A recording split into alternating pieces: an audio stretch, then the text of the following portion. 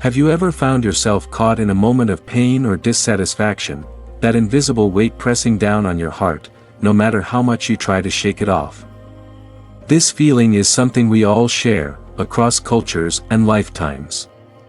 It's the universal experience of suffering. In Buddhism, suffering is called dukkha, not just physical pain, but the deep, persistent sense of dissatisfaction that colors much of our daily lives.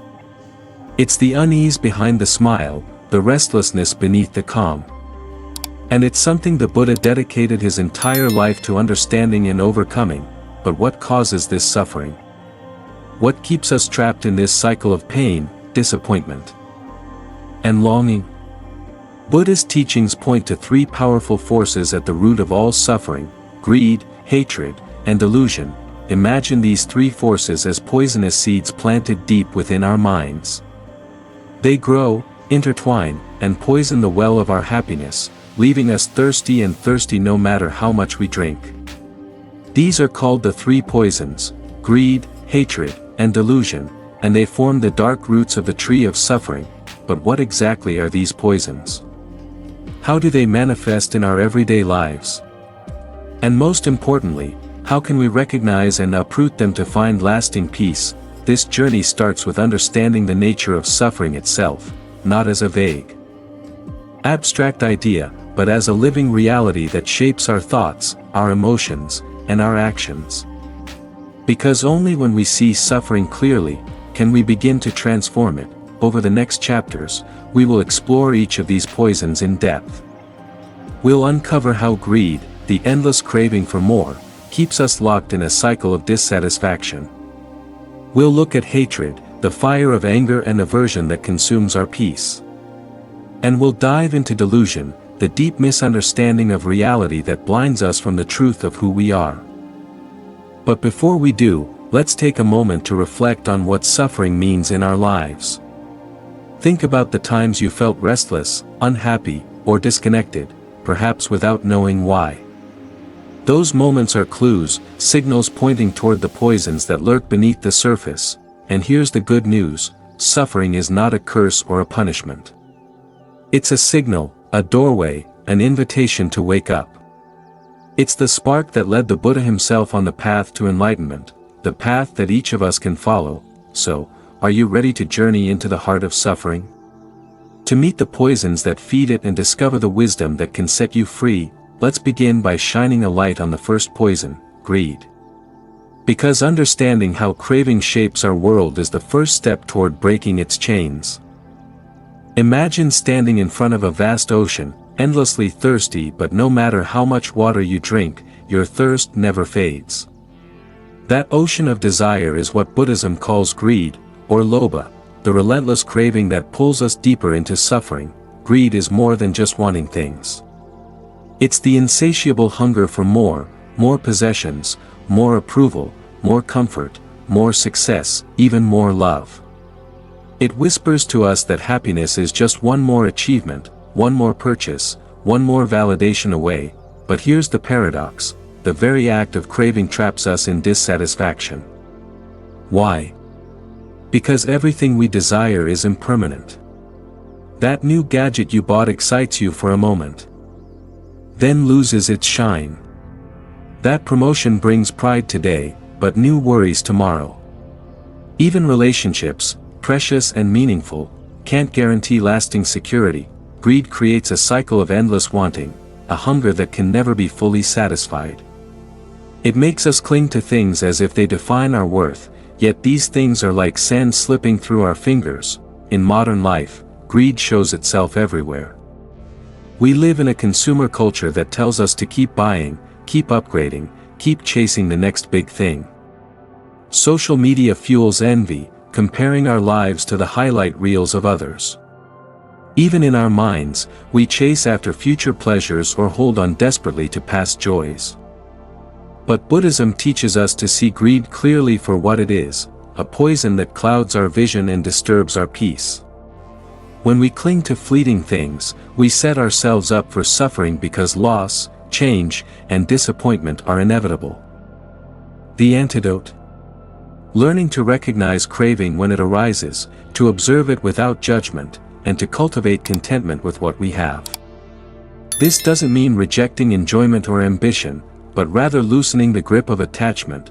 Consider this: when we stop seeing ourselves as the center of endless desire, we begin to experience freedom. Freed from the chains of craving, the mind can rest in a deeper, more lasting happiness, one not dependent on external things. Stories from Buddhist texts illustrate this truth beautifully.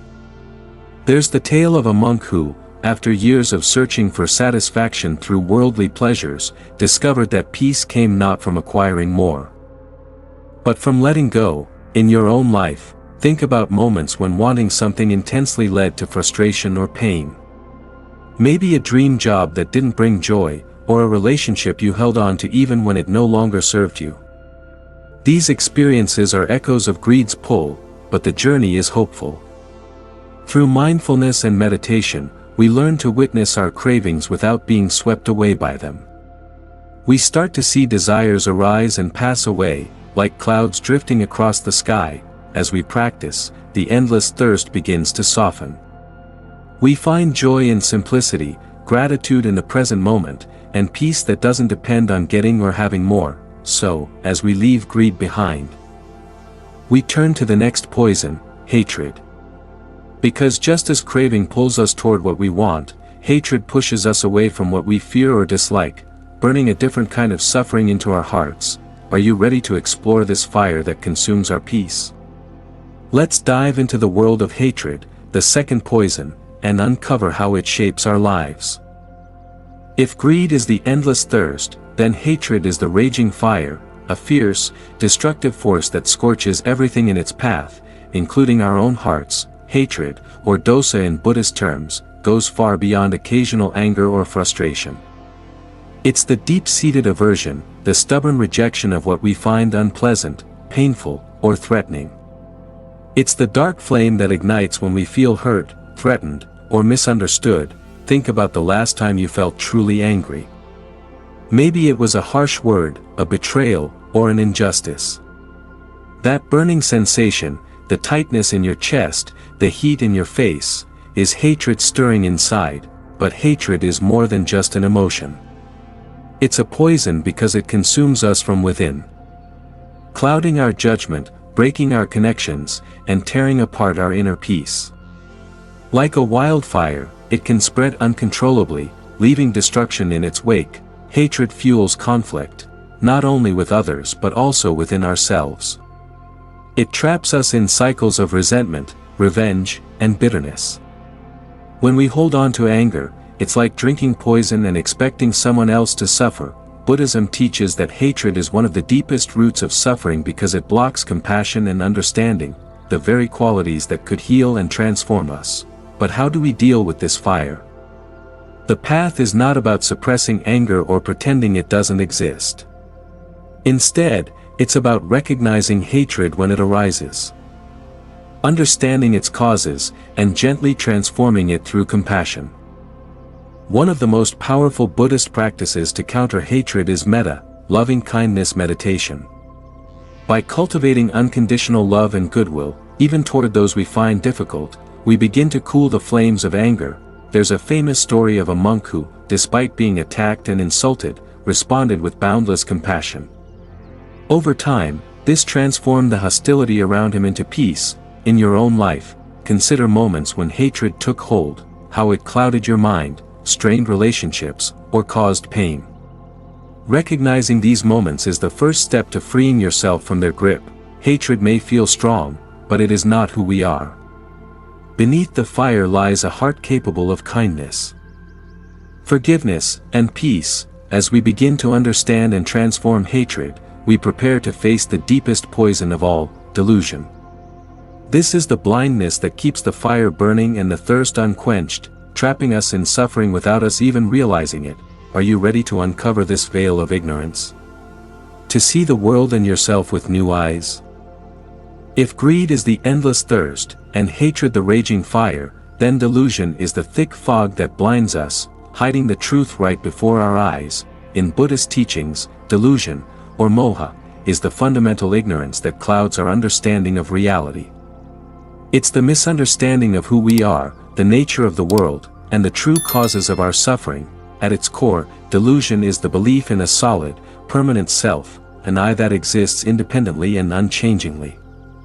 It's the story our minds tell us, a false identity woven from thoughts, memories, and feelings, but the Buddha taught us otherwise.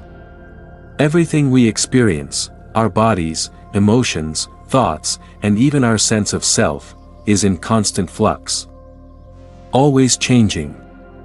This is the truth of impermanence, or anicca, and because nothing is permanent, clinging to any fixed idea of self or reality causes suffering.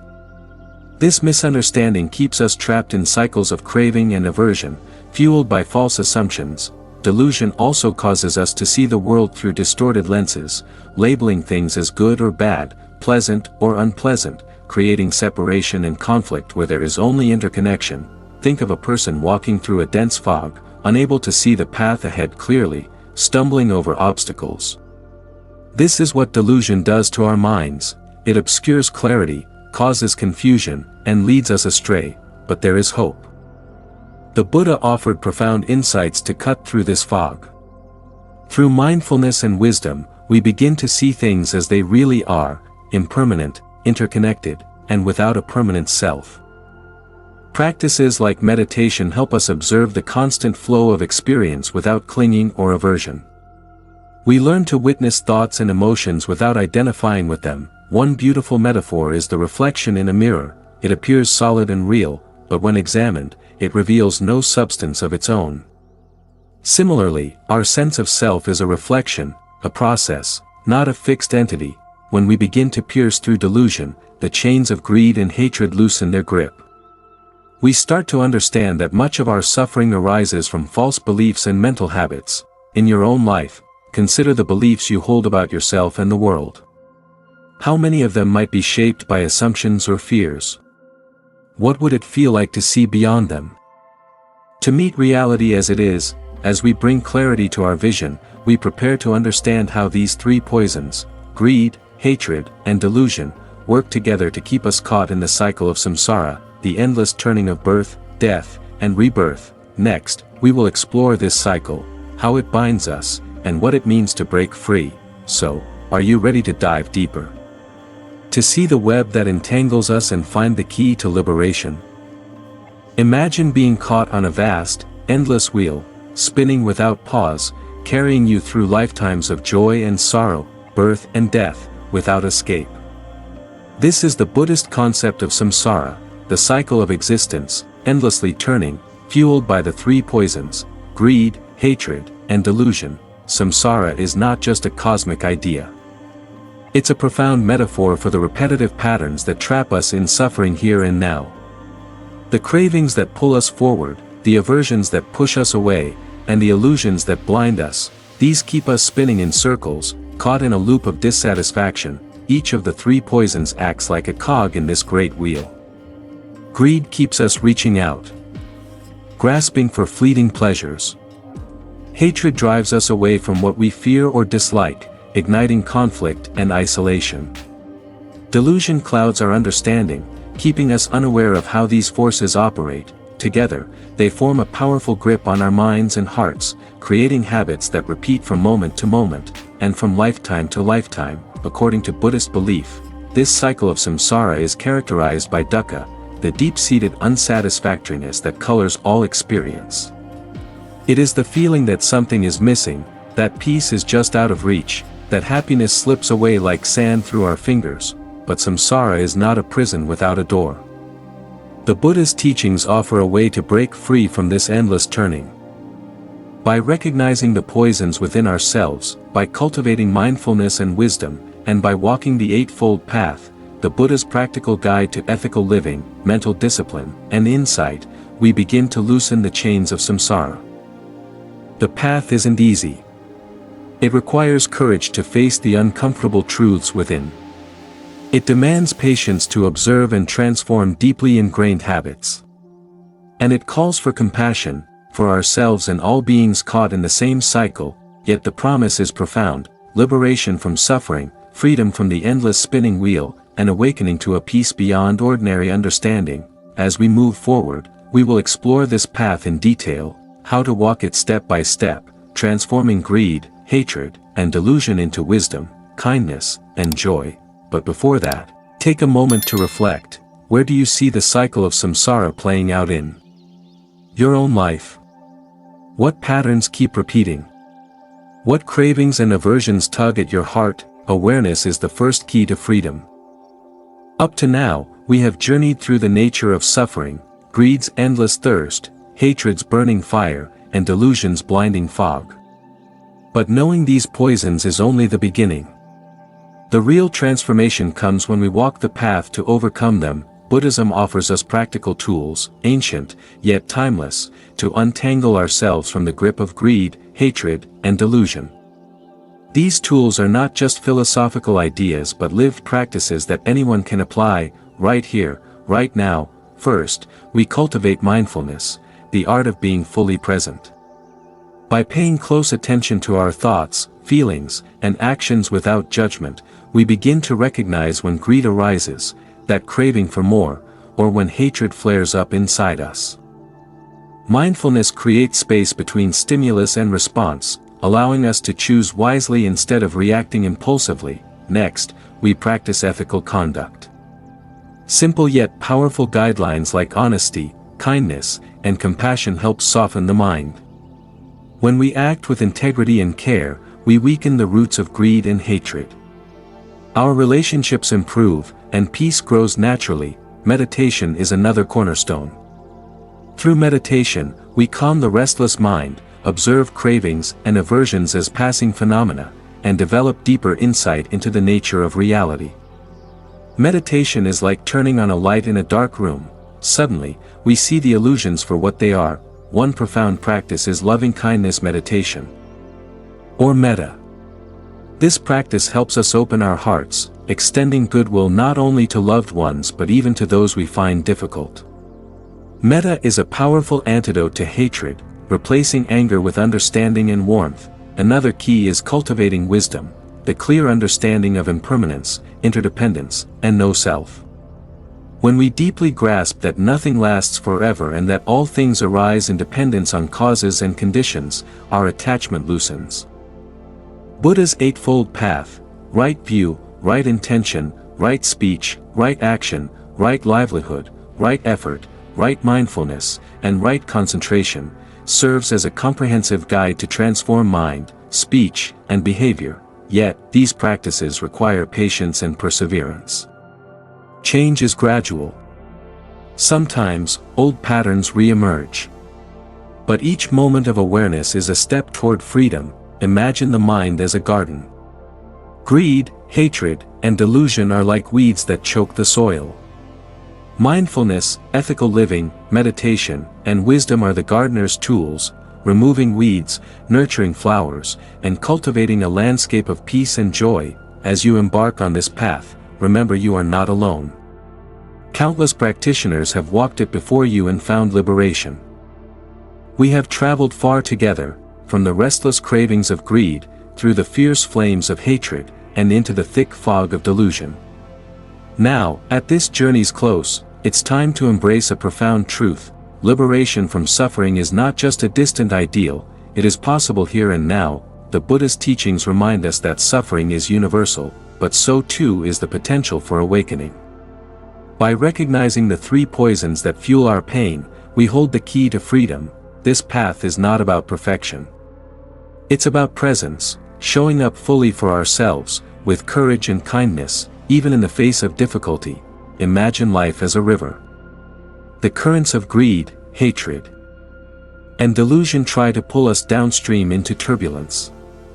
But by cultivating mindfulness, ethical living, meditation, and wisdom, we learn to navigate these waters with clarity and grace. Liberation is not a final destination but a lived experience, a moment-to-moment unfolding of peace, compassion, and insight. It's the gentle opening of the heart, the quieting of the mind, and the deep knowing that we are connected to all beings. As you move forward, carry with you this awareness. The three poisons are not enemies to be fought with force but conditions to be understood and transformed with compassion. Each step on this path matters. Every mindful breath, every act of kindness, Every moment of insight brings you closer to the freedom that lies beyond suffering. You are part of a vast tapestry of seekers and sages, all walking this timeless path toward awakening. So, take a deep breath. Feel the possibilities before you. Embrace the journey with an open heart. The fire can be extinguished. The thirst can be quenched. The fog can be lifted, and beyond it all, there is peace, waiting patiently, always accessible, within you. Thank you for walking this path with me. May your journey be filled with light, wisdom, and boundless compassion.